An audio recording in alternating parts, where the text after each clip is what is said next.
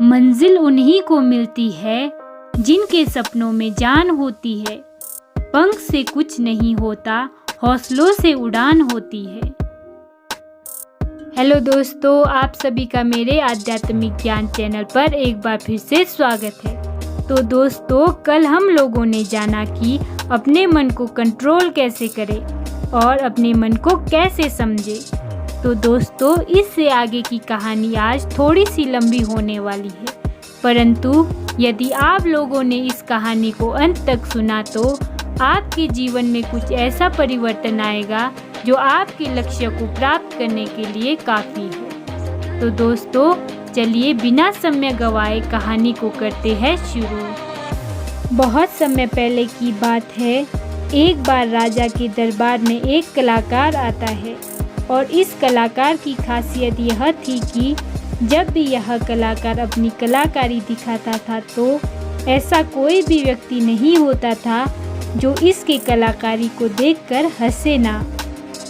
बड़े बड़े राजा महाराजा इस कलाकार की कलाकारी को देखकर हंसते हंसते लोटपोट हो जाते थे, लेकिन इस बार वह कलाकार एक गंभीर राजा के दरबार में था। इसीलिए लोगों को यह संदेह था कि कहीं वो इस बार भी असफल ना हो जाए। वह कलाकार अपनी कलाकारी दिखानी शुरू करता है और वही होता है जो हर बार से होता आ रहा था। राजा का हंसते हंसते बुरा हाल हो जाता है। वह राजा उस कलाकार की कलाकारी को देखकर इतना प्रसन्न हो जाते हैं कि वो इस कलाकार को मुंह मांगा इनाम देने के लिए तैयार हो जाते हैं। हमें यह बात हमेशा याद रखनी चाहिए कि अधिक खुशी में लिया गया फैसला अक्सर गलत साबित होता है। राजा उस कलाकार से कहता है कि मांगो जो भी तुम मांगना चाहते हो, मैं तुम्हारी कलाकारी से बहुत प्रसन्न हूँ। वह कलाकार कहता है कि क्षमा करे राजन, पर मैं जो भी मांगूंगा शायद आप वो दे ना पाए। राजा अपने आसन से खड़ा हो जाता है और कहता है कि अब तुम मेरी प्रसन्नता को क्रोध में बदल रहे हो। क्या तुम्हें मेरे द्वारा कही गई बात पर संदेह है? अब राजा अपने अहंकार को बीच में ले आता है और जहाँ भी अहंकार बीच में आ जाता है वहाँ काम बिगड़ना निश्चय है। फिर वो कलाकार राजा से कहता है कि नहीं नहीं राजन, मुझे क्षमा करे, मेरे बोलने का मतलब यह नहीं था, बल्कि मैं तो बस यह कहना चाहता था कि आप इस बात को फिर से एक बार दोहरा दे। फिर उसके बाद राजा कहता है कि मैं तुझे वचन देता हूँ, जो भी तू हद में रहकर मांगेगा वह तुझे ज़रूर मिलेगा। इसके बाद वह कलाकार कहता है कि तो ठीक है, आप मुझे 24 घंटे के लिए आपके राज्य का राजा बना दीजिए। उस कलाकार की बात सुनकर राजा मन ही मन सोचता है कि अच्छा है मैंने इसे हद में रहकर मांगने को कहा था, वरना ये तो हमेशा के लिए राजा बनता। वैसे तो 24 घंटे कोई बड़ी बात नहीं है। और उसके बाद राजा सोच समझकर उस कलाकार से कहता है कि ठीक है, अगले 24 घंटे के लिए मैं तुझे राजा घोषित करता हूँ। राजा बनने के 1 घंटे के अंदर ही वह कलाकार, जो कि अब राजा बन चुका था, वह पुराने राजा को फांसी पर चढ़ा देता है और दूसरे घंटे में वह पुराने राजा के सभी भरोसेमंद लोगों को हटाकर अपने भरोसेमंद लोगों को रख लेता है। आप में से बहुत सारे लोग उस राजा को मूर्ख समझ रहे होंगे, परंतु मैं आपको बताना चाहती हूँ कि वह राजा कोई और नहीं बल्कि आप है और वह कलाकार आपका मन है। आपका मन आपको थोड़ी सी खुशी क्या दे देता है कि आप उसके पीछे पीछे हो लेते हैं। जो वही कहता है वही आप करते हैं और बाद में आपके हाथ में केवल पछतावा ही लग जाता है। किसी भी चीज़ का मज़ा लेना समस्या नहीं है, बल्कि इस मज़े में ही डूबकर अपनी सुध-बुध खो देना समस्या है। दोस्तों, हमारा मन हमसे सिर्फ बुरे काम ही नहीं करवाता, बल्कि यह आपसे अच्छे काम भी करवाता है। मैं आपको एक उदाहरण देकर समझाती हूँ। जब आप ईर्ष्या का सहारा लेते हैं तो आपका मन बुरे काम करता है, और जब आप क्रोध का सहारा लेते हैं तो आपका मन बुरे काम करता है। जब आप मोह, अहंकार और लालच जैसी बुरी चीज़ों का सहारा लेते हैं तब आपका मन आपसे बुरे काम करवाता है, और जब आप प्रेम, दया और कृतज्ञता जैसी अच्छी भावनाओं का सहारा लेते हैं तब आपका मन अच्छे काम करता है। इसीलिए समस्या मन नहीं है, बल्कि मन का इस्तेमाल किस तरह से किया जा रहा है, यह समस्या है। गौतम बुद्ध ने जागरूकता को इतना महत्वपूर्ण इसीलिए बताया हुआ है क्योंकि जागरूकता के द्वारा ही अपने मन को नियंत्रण कर सकते हैं। मन को नियंत्रित करने का मतलब यह नहीं है कि आपके मन में नेगेटिव विचार आने ही बंद हो जाए। मन को नियंत्रित करने का सही मतलब यह है कि आपका कोई भी विचार आपको विचलित ना कर पाए। विचलित होने का अर्थ सिर्फ परेशान होना नहीं है, बल्कि खुश होना भी होता है। बहुत ज़्यादा खुश होना समस्या नहीं है, परंतु उस खुशी में कोई निर्णय लेना समस्या है। उदाहरण, किसी से कोई वादा कर देना, ठीक उसी प्रकार बहुत ज़्यादा दुख होना समस्या नहीं है, बल्कि इस दुख के कारण कोई निर्णय लेना समस्या है। उदाहरण, आत्महत्या करना। अगर आप पूरे जागरूकता के साथ यह देख पाते हैं कि सुख और दुख इन दोनों की अति में कोई भी निर्णय लेना दुख और पीड़ा को जन्म देता है, तो आप आंख बंद करके सुख के पीछे नहीं भागोगे, और अगर आप सुख के पीछे नहीं भागोगे तो दुख आपके पीछे नहीं भागेगा, क्योंकि ज़्यादातर लोग जिसे सुख समझते हैं वह दुख की परछाई है। अब लोग इस बात का यह अर्थ निकाल लेंगे कि हमें सुख का आनंद नहीं लेना चाहिए, जबकि यह निष्कर्ष बिल्कुल गलत है। अगर आप सुख और दुख इन दोनों की अति में कोई निष्कर्ष नहीं निकालते हैं तो आप वही रहते हैं जहां आपको रहना चाहिए, मध्य बिंदु पर, जिसकी बात हर बार बुद्ध कहते हैं। मैं आपको मन के बारे में एक खास बात बताती हूँ। आपको ऐसा कब लगता है कि आपको अपने मन को वश में करना चाहिए? मैं आपको बताती हूँ, जब आप वो काम कर रहे होते हैं जो काम करना आपके लिए सही नहीं होता है, जब आपको महसूस होता है कि आपको अपने मन को अपने वश में करना चाहिए, मगर आप वो काम फिर भी कर जाते हैं क्योंकि आपको उस काम को करने में मज़ा आता है। उदाहरण के लिए चुगली करना। आपको पता है कि चुगली करने से आपको कुछ भी फायदा नहीं होगा, फिर भी आप चुगली करते हैं क्योंकि चुगली करने में शुरुआत में मज़ा आता है, परंतु धीरे धीरे आपको पता चलता है कि आप अपने ही नज़रों में छोटे बन गए हो।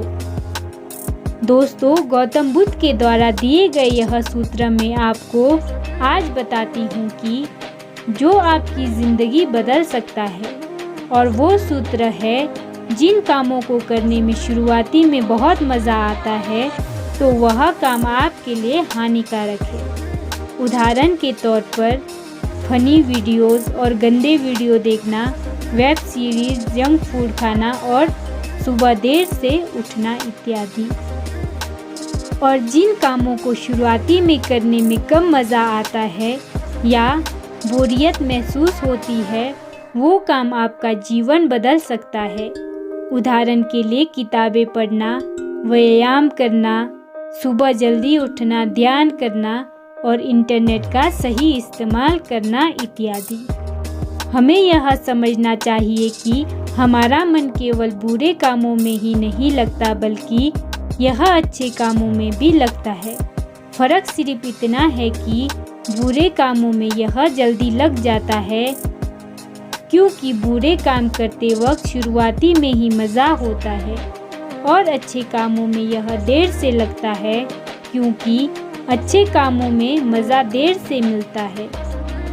इसीलिए मज़े के पीछे ना भागो और बल्कि सही काम के पीछे भागो, सफलता आपको निश्चय मिलेगी। दोस्तों, अब मैं आपको अपने मन को कंट्रोल करने का प्रैक्टिकल तरीका क्या है यह बताने वाली हूँ, इसीलिए इस वीडियो को अंत तक ध्यान से ज़रूर सुनें। दिमाग को कंट्रोल कैसे करें, जानिए मन को कंट्रोल करने का प्रैक्टिकल तरीका। दोस्तों, ज़्यादातर लोग यह सोचते हैं कि मन को कंट्रोल करना मुश्किल है, और यह बात सच है केवल उन लोगों के लिए जिन्हें यह पता नहीं है कि मन क्या है और यह कैसे कार्य करता है। तो आइए सबसे पहले यह समझते हैं कि मन क्या है और यह कैसे कार्य करता है। हमारा मन दो हिस्सों में बटा हुआ है, पहला चेतन मन और दूसरा अवचेतन मन।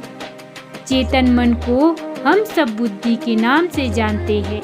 यह हमारे भीतर एक फिल्टर की तरह काम करता है। जो भी जानकारी हमारे अंदर जाती है उसे यह जांचता और परखता है। चेतन मन के पास तर्क करने की क्षमता है और यह सही और गलत के बीच चुनाव कर सकता है, परंतु अवचेतन मन ऐसा नहीं है, उसका कार्य अलग है। हमारा अवचेतन मन सही और गलत के बीच चुनाव नहीं कर सकता है। जो भी जानकारी चेतन मन सही मानकर अवचेतन मन में बेच देता है, वह उसका विरोध नहीं करता है, चाहे वह जानकारी गलत ही क्यों ना हो। एक उदाहरण देकर समझाती हूँ। मान लीजिए कोई व्यक्ति आपको कमज़ोर कहता है, मगर आप कमज़ोर नहीं हैं, तो आपका चेतन मन उस व्यक्ति की बातों का विरोध करता है। मगर जब वह व्यक्ति उसी बात को आपसे बार बार कहेगा और उसी के साथ ही अन्य लोग भी उसी बात को बार बार कहेंगे, तो आपका चेतन मन इस बात को सच मान लेगा और आपके अवचेतन मन में बेच देगा। और अवचेतन मन का काम है जो बात उसके भीतर चली गई है उसे सच साबित करना। इसका सबसे बड़ा उदाहरण है, जब हम छोटे हुआ करते थे उस समय हमारे भीतर बहुत आत्मविश्वास था, परंतु जैसे जैसे हम बड़े होते गए हमारा आत्मविश्वास कम होता गया, क्योंकि हमारे स्कूल और कॉलेजों से और समाज से बार बार नकारात्मक बातें सुनने को मिली और हमारा अवचेतन मन उन्हें सच मान बैठा। हो सकता है कि आपने इस बात पर ध्यान दिया हो कि आप गलत करना तो नहीं चाहते, परंतु फिर भी गलत करते हैं। आप डरना तो नहीं चाहते लेकिन डर जाते हैं। ऐसा क्यों होता है, क्या आप जानना चाहते हैं? तो इस वीडियो के अंत तक बने रहे। दोस्तों, ऐसा इसीलिए होता है क्योंकि जाने अनजाने में आपके अवचेतन मन में बहुत सारी गलत जानकारी चली गई हुई है, जिससे वह सच मान बैठा हुआ है। तो अब प्रश्न यह उठता है कि इसका समाधान क्या है, क्योंकि बहुत सारी गलत जानकारियाँ हमारे भीतर जा चुकी है और हमारा आत्मविश्वास कम हो चुका है। अब आप इसका समाधान समझिए। अब तक आपने यह समझा कि मन क्या है और यह कैसे काम करता है। अगर एक लाइन में कहूँ कि मन क्या है, तो हमारा मन जानकारियों का एक ढेर है जो जाने अनजाने में हमारे भीतर चली गई हुई है।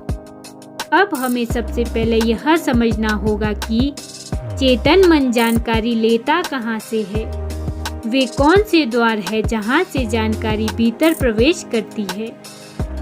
हमारे अंदर जानकारी जाने के 5 द्वार है और वो है आँख, कान, नाक, जीभ और त्वचा। इन्हें हम पंच इंद्रियों के नाम से भी जानते हैं। बहुत सारी गलत जानकारी हमारे भीतर जाने के कारण हमारा मन हमारे वश में नहीं है। अगर हम अपने मन को अपने वश में करना चाहते हैं तो हमें बहुत सारी सही जानकारियाँ इस मन को देनी होगी। कम से कम उतनी सही जानकारी जितनी गलत जानकारी हमारे भीतर पहले से पड़ी हुई है। सही जानकारी और गलत जानकारी के बीच का अंतर समझिए। सही जानकारी वो है जो आपको आपके लक्ष्य की तरफ ले जाता है और गलत जानकारी वो है जो आपको आपके लक्ष्य से भटकाए। उदाहरण से समझिए कि एक सन्यासी का लक्ष्य आत्मज्ञान है और आत्मज्ञान के लिए ध्यान करना आवश्यक है। अगर कोई चीज़ उसे ध्यान करने से रोकती है तो वह उसके लिए एक गलत जानकारी है। एक और उदाहरण देकर समझाती हूँ। मान लीजिए कि आपको एक गायक बनना है तो गायक बनने के लिए रियाज करना बहुत ज़रूरी है। अगर कोई भी चीज़ आपको रियाज करने से रोक रही है तो वह आपके लिए एक गलत जानकारी है। तो अपने मन को कंट्रोल करने के लिए आपके पास एक लक्ष्य का होना बहुत ज़रूरी है, क्योंकि अगर आप अपने मन को कहीं पर जाने से रोक देंगे तो उसे कहीं पर तो भेजना भी तो पड़ेगा। अगर आपके पास लक्ष्य है तो आपको सबसे पहले क्या करना है यह ध्यान से समझ लीजिए। सबसे पहले इस चिंता को छोड़ दीजिए कि कितनी गलत जानकारी आपके भीतर में जा चुकी है। आपको बस इतना करना है कि आपके 5 द्वारों पर, यानी कि जहां से जानकारी भीतर प्रवेश करती है, वहां पर जागरूकता का पहरा लगा देना है। कोई भी जानकारी आपके भीतर अनजाने में प्रवेश ना करे। पहरा लगाते ही आपको बैलेंस में जुट जाना है। अब आप यह सोच रहे होंगे कि बैलेंस किस चीज़ का नाम है। तो बैलेंस आपको नकारात्मक और सकारात्मक के बीच में करना है। नकारात्मक आपके भीतर पहले से ही मौजूद है, अब बस आपको सकारात्मक को भरनी है। आपको एक बात जान लेनी चाहिए कि सकारात्मक नकारात्मक को मिटा देती है।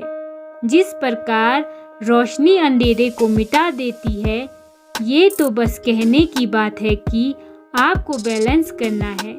सच तो यह है कि जब आप अपने भीतर सकारात्मक बनने लगोगे तो आपके अंदर की नकारात्मकता उसी समय मिटने लग जाएगी। दोनों के बीच का बैलेंस होने का तो अवसर ही नहीं आएगा।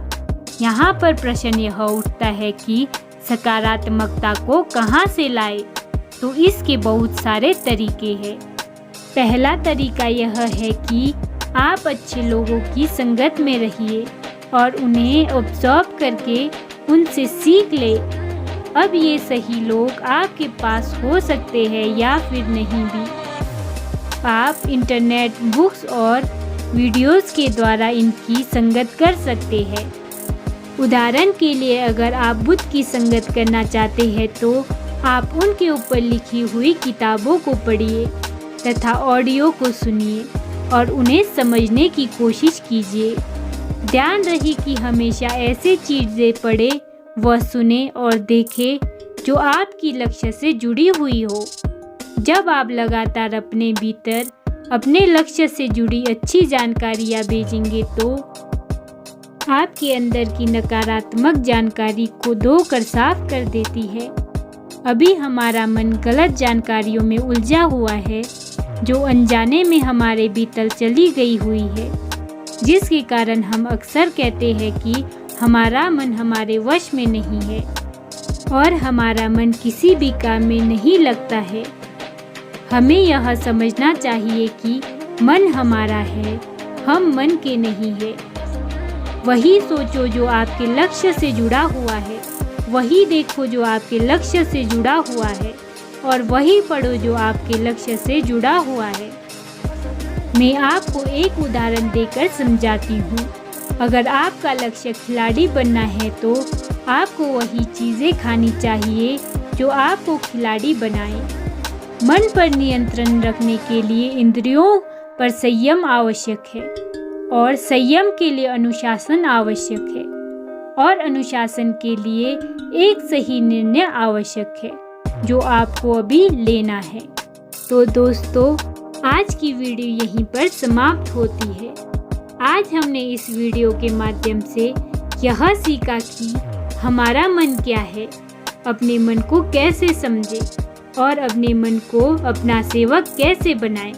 अगर दोस्तों आप सभी को मेरे द्वारा बनाई गई वीडियो दिल से पसंद आई हो तो एक लाइक ज़रूर करें और साथ ही साथ मेरे चैनल को भी सब्सक्राइब करें और साथ ही बेल वाले आइकन को भी दबाकर ऑल को प्रेस करें ताकि मैं जब भी ऐसे ही लाइफ चेंजिंग वीडियो लाऊं तो सबसे पहले आपको नोटिफिकेशन मिले। आशा करती हूँ आप सभी ने इससे कुछ ना कुछ सीख ज़रूर ली होगी। बात कड़वी है पर सच है। लोग कहते हैं तुम संघर्ष करो हम तुम्हारे साथ हैं। यदि लोग सच में साथ होते तो संघर्ष की ज़रूरत ही नहीं पड़ती।